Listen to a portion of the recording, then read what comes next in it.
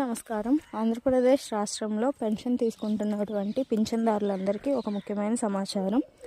ఈ నెల ఫిబ్రవరికి సంబంధించిన పెన్షన్ పంపిణీ రేపు అనగా శనివారం ఉదయం 6 గంటల నుండి ప్రారంభించబడుతుంది.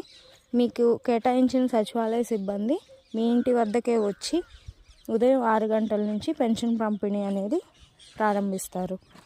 ఏదైనా అనివార్య కారణాల వల్ల ఈ నెల పెన్షన్ తీసుకోవడం కుదరని వాళ్ళకి 3 నెలల వరకు పెన్షన్ తీసుకునే అవకాశం ఉంది.